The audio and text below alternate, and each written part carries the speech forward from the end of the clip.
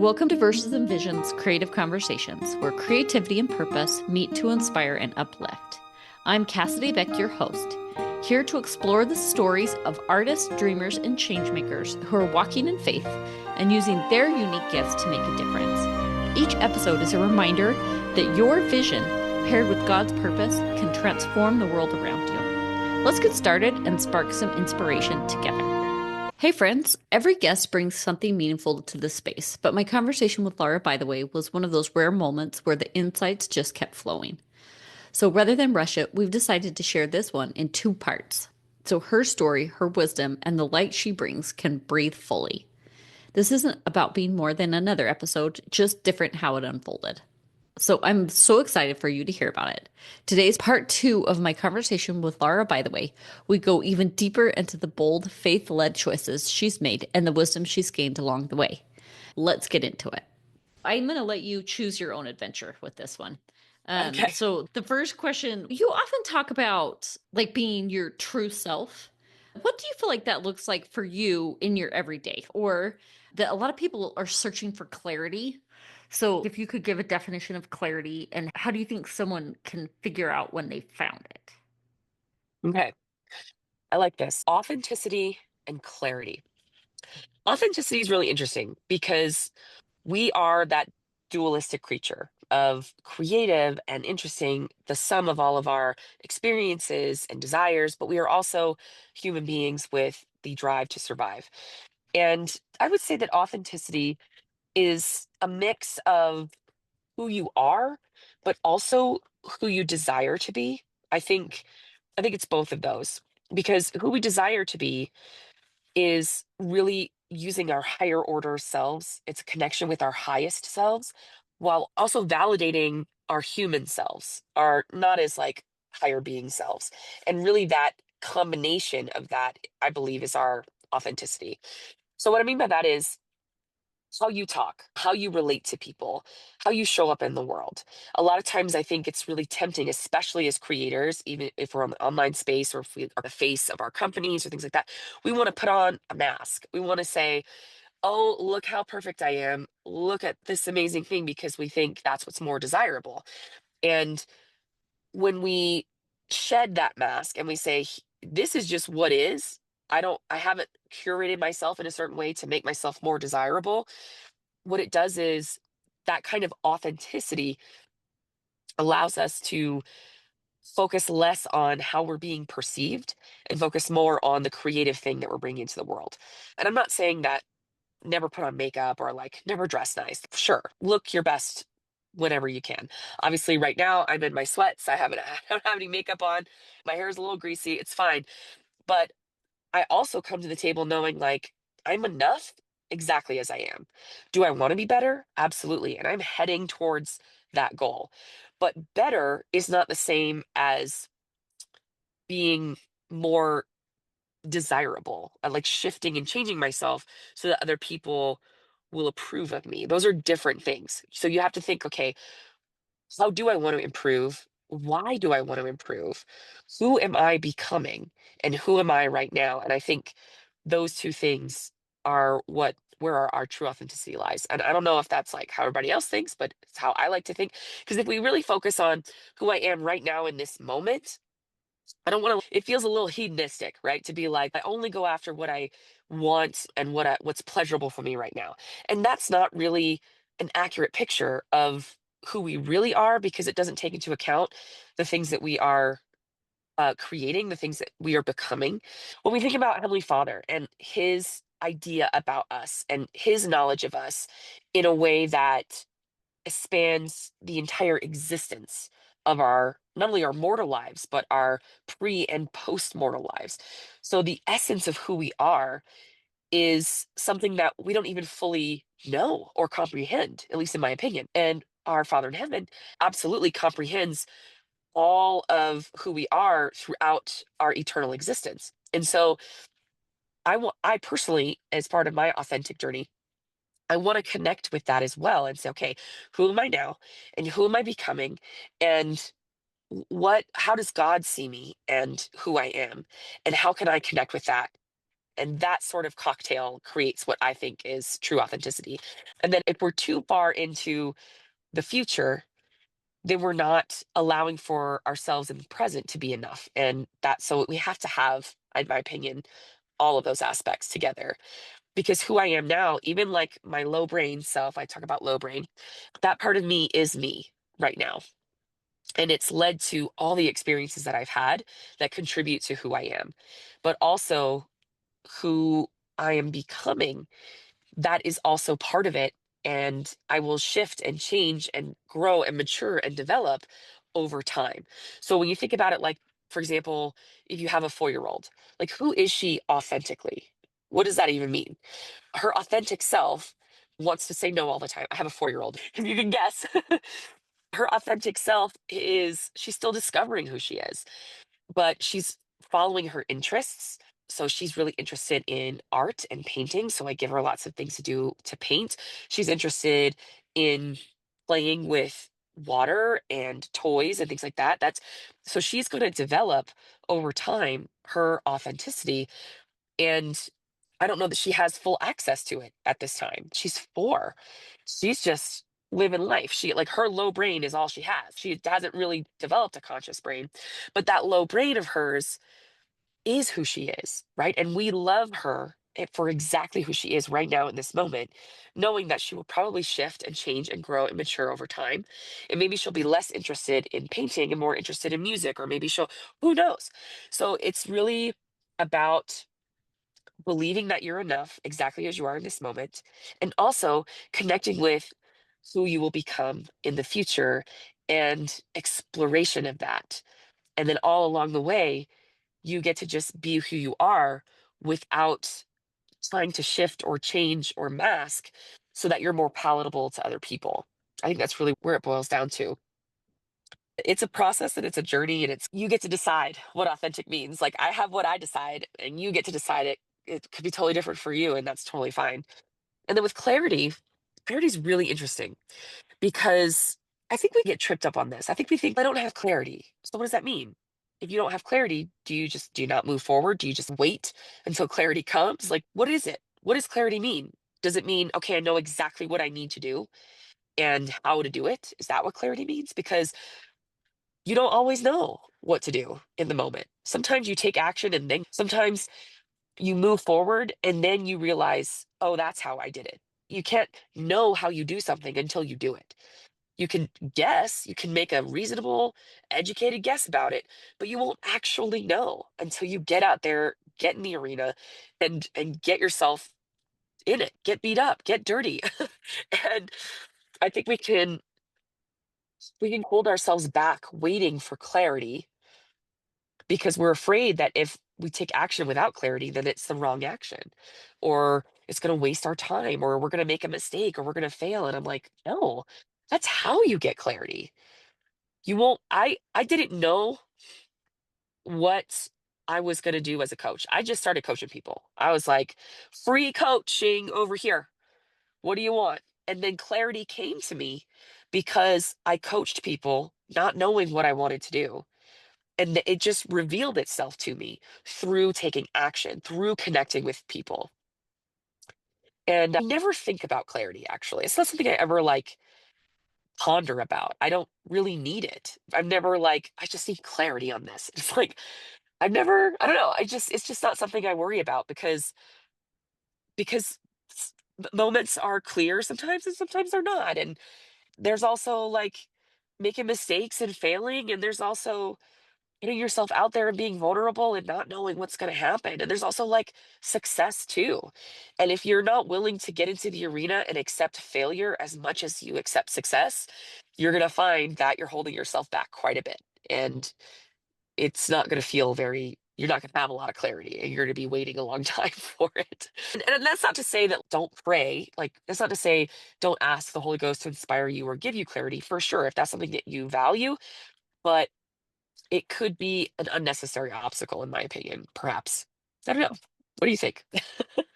I love it. I love it. I think it is tricky because I think like people are like waiting, and I feel like I was in this exact spot where it was like just in holding pattern, like just waiting for the perfect thing, like for it to be crystal clear and for what I wanted to do. And I had a friend that sent me this talk, and I can't remember off the top of my head exactly what it was, but it was about a group of firefighters that were like hot shots that had gotten, like, they had a game plan. They went into the area, and like they were dropped into the area, and they were going to wait for further communication from their captain or leader or whatever. And so they were just like waiting there for it, and they couldn't get communication. And so then they waited and waited and waited, and they're just like just waiting for this communication to come through with their orders, whatever. And their leader came and was like, we need you, what is happening? And they're like, we were waiting for you, we were like, our communications weren't working. And he like tested it, and he's, if you had moved a little bit this way, you would have gotten clear communications, we needed you on the line. If you had moved a little bit this way, you would have gotten clear communication, we need you down here. But they were just in the like dead zone of not moving. And sometimes I feel like I would add my voice to yours. Sometimes clarity can come in the moving and the doing and the taking action. And it can also help you, like, if it could be clear, like, this is not the right way, but you wouldn't know that until you like start on that path. And then you can pivot and do something else. But that experience is super valuable because then you know how and where else to pivot. Yeah, that's interesting. I love that story because it makes me think like clarity is, it feels like very passive. Like we're just like, we're waiting for clarity to happen to us. Mm-hmm. But I think clarity is at the very least a co-creation. But also, what if clarity was a decision? What if you have like more control over clarity than you think, and you're waiting for it to come to you? But really, when you make a decision, that is your clarity too. That you can achieve clarity through just deciding, hey, this is what I'm going to do. Unless the Lord tells me otherwise, or unless I need to pivot because of whatever, it's a decision. You get to say, all right, I'm a narcissist coach now. I'm not a narcissist coach, but you know what I'm saying? I think I was introduced once like that before. Somebody called, it was like a podcast, or maybe it was, I don't remember, but they introduced me as like a narcissist coach. And I was like, that's awesome. because 'cause it could just be interpreted in so many ways. Sure. Are you the narcissist, or do you coach narcissists? What's happening here? So it could be, anyway, that was really funny. It's a little silly side note, but yeah, like I received some data, some feedback from the people I was coaching for free, and I saw a pattern. And then I decided, like, I didn't, like, the heavens did not part. It did, nobody came down in a pillar of light and said, you should be coaching people dealing with narcissism. No one did that. And I just decided, okay, I see the pattern, and this is who I am now. I am a coach that helps people who have had narcissists in their life to get the things that they want, because I know how to help them in this specific way that perhaps other coaches may not quite understand because they haven't been through what I've been through. So I know how to speak this language in a way that other people may not know how to speak. And that to me felt super clear because I decided. And what if clarity is just decision plus belief? You know what I'm saying? Mhm. You just decide, and then you believe in it as if the clarity came to you from the heavens parting. What if that were true? And then you go out and you say, okay, I've got clarity. I know exactly what I'm doing. And then you go take action and you get more data. You fail, you fall flat on your face. You get people who do crazy things, or you get success, or you get a combination of both. And then you're like, all right, now I'm going to make a new decision. And then I'm going to believe that's the right decision until further notice. And then that's your clarity. And then you just keep going. Hey, Verses and Visions family. If you're on a journey to bring your God-given visions to life, whether you're an artist, entrepreneur, or simply someone ready to take the next steps towards your dreams, I've got something just for you. Join the Sage Verse Publishing newsletter. It's packed with encouragement, practical insights, and strategies to help you stay focused, overcome challenges, and build role momentum. Let's walk this path together. Sign up today at sageversepublishing.com because your vision matters, and I'm here to help you make it happen. Let's talk about the original soda beer's drink, apple beer. If you know, you know. And if you don't, well, you're in for a treat. Apple beer is a crisp, refreshing drink that's been a family favorite for generations.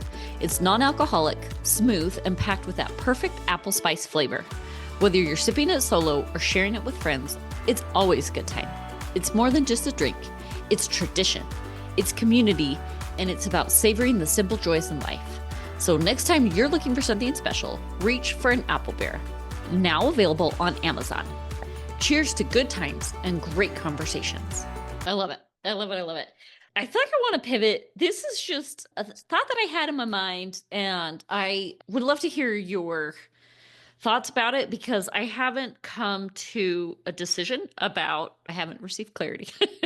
I just am curious what you're thinking. And so I can't even remember what context it was, but I was just thinking like, I am really grateful to be in the spot where I am, where like my needs are being met. Maslow's hierarchy of needs, like those basic things are being met. And Yes. so I have room for like charity and I have room for this inspiration. And like because I'm not fighting for like my daily bread, whatever, I have room for those things. And then like almost as immediately as I thought that, it was like meh, false information because the story of the widows mite came into my mind and about how it was a fight for her daily bread. And yet she was like incredibly charitable. And it was like her example of giving, like where you weren't sure where your next thing was going to come from, but she gave anyway. And so that should be the model by which we aspire to. And I was like, oh, that seems like impossibly difficult. Okay, here's my question. Okay. So my original assumption was once you have all you're kind of like your house in order, then you can be creative. Oh, But okay. the buzz came, that's just false because if it's true that creation is part of our DNA, which I believe that to be true, then both of those things can't exist. We can't wait until all of our affairs are in order to be creative if it is a part of like our very being. Well, here's what I would say about that is that getting those basic needs met is a use of our creative brain. So when you go out and you make money to be able to buy basic necessities like groceries, a roof over your head, running water, all of those things, you still have to be creative in order to achieve that, right? It's like Nephi going out into the woods with his bow and arrow being like, where do I find meat? That's actually a creative process. He co-created that with the Lord. He went to Lehi and asked him for revelation to co-create some basic needs, and he used a tool that he fashioned himself, right? And he used his strength and his experience and his knowledge and his know-how to be able to hunt and shoot the bow and arrow and carry it back and create meals or access to food.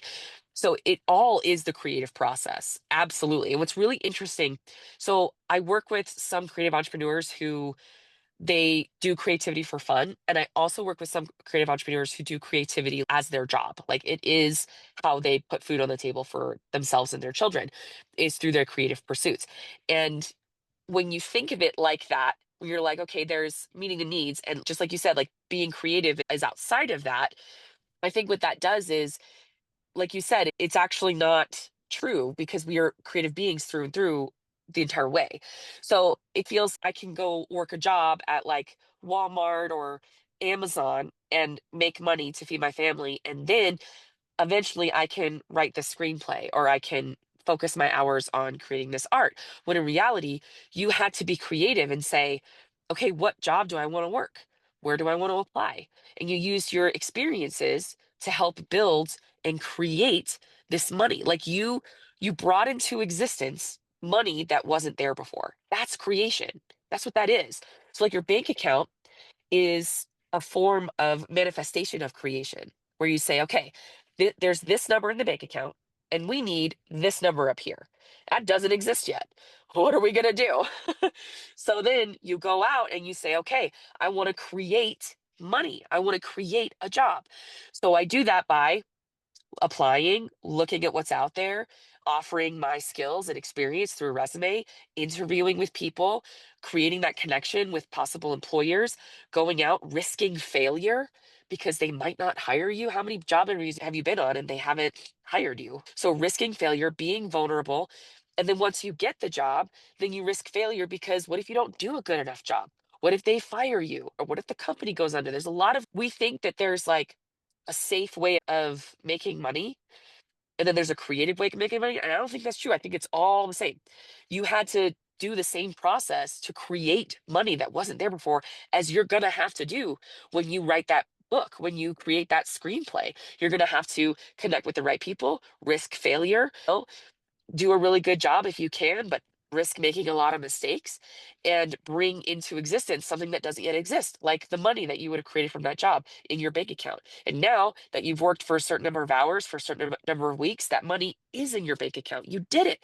You are a creative force. And it's the same process as when you create the book and then you go out and sell it. You publish it and sell it. And then the money comes to you, or the people who didn't read it before, now they're reading it. And like it's a physical book that you can touch and read.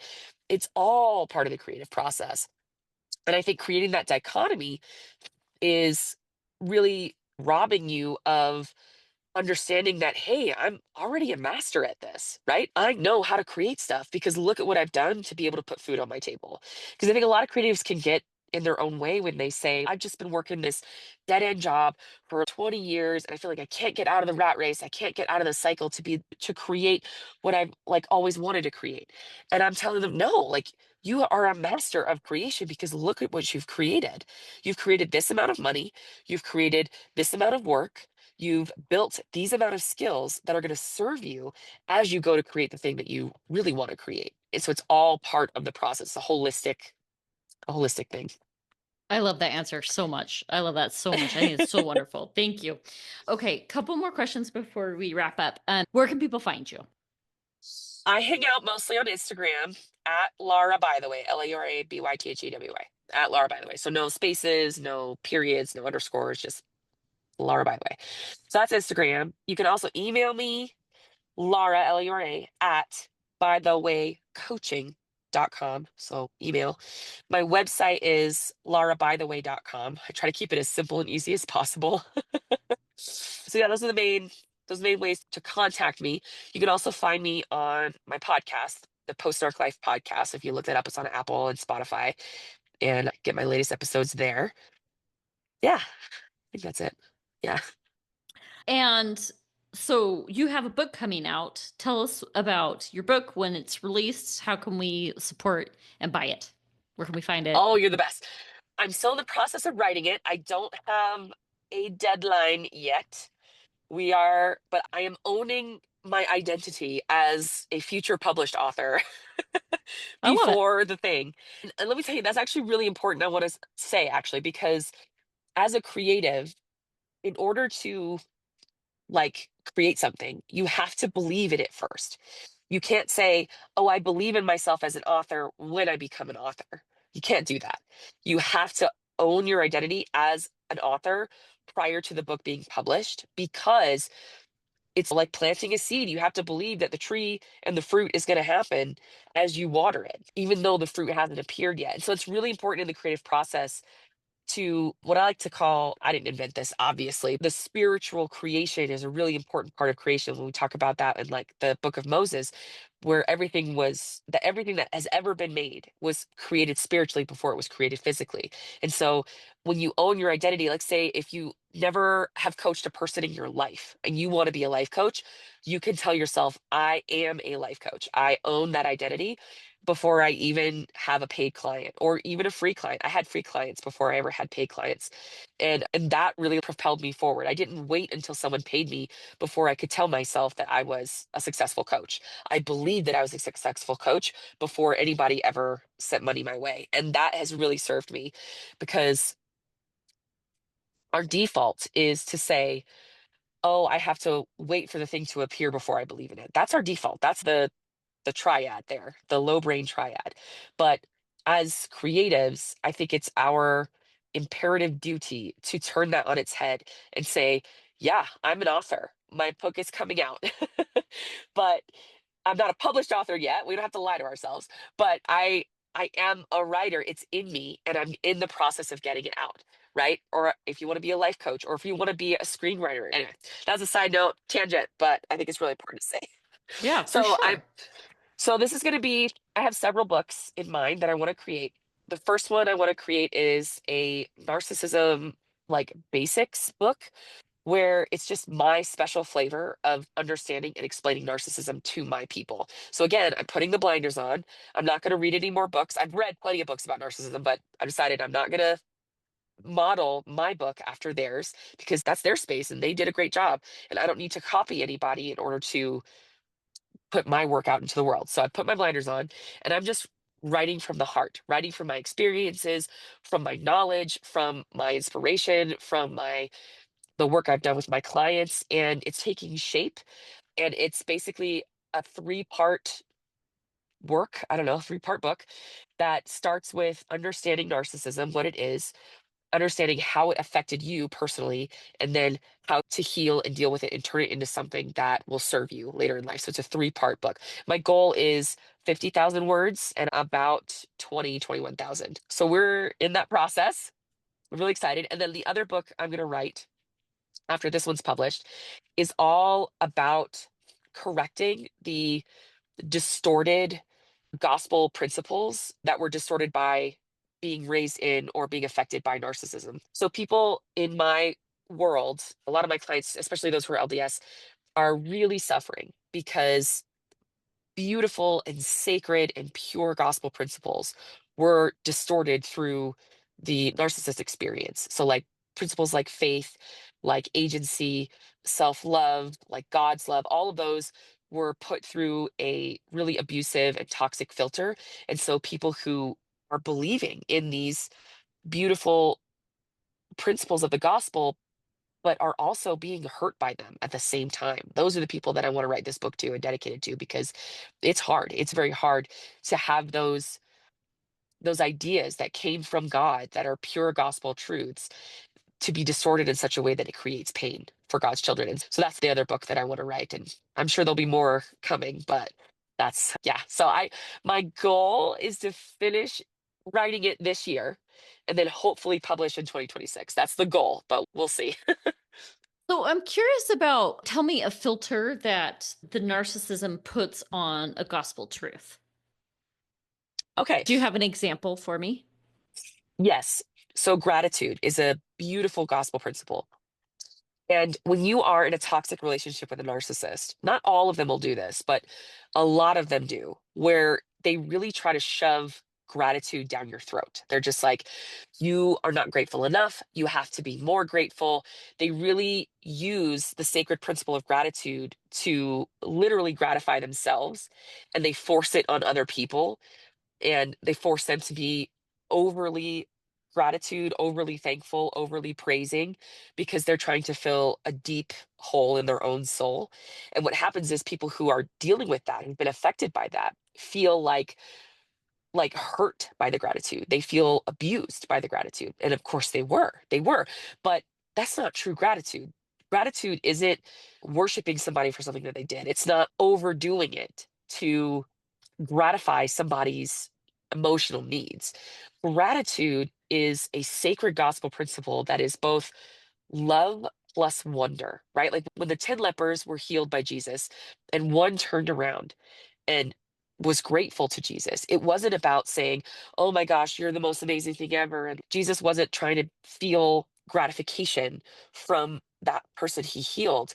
It was a beautiful exchange of love. It was saying, when I say thank you to somebody, I'm telling them how much I love them and I'm experiencing this wonder of I would never have had this before if it wasn't for you. And I want to express that to you. And that creates so much connection. It creates like just a beautiful sense of love between two people when there's that gratitude there. But that's where it stops. It doesn't need to go beyond the mark there. And when you've been dealing with a narcissist, the narcissist makes you go beyond the mark. It has nothing to do with that sacred exchange of love and wonder.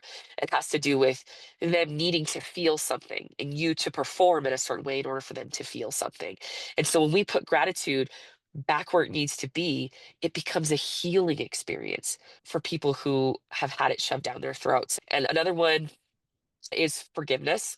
So forgiveness was absolutely distorted by the narcissist because the narcissist demands forgiveness. The narcissist demands that forgiveness look a specific way. Again, it's that performance. It's saying, why don't you forgive me? You have to forgive me. I didn't mean to do it, or I didn't do anything wrong, or I shouldn't be punished. Like they make it all about themselves.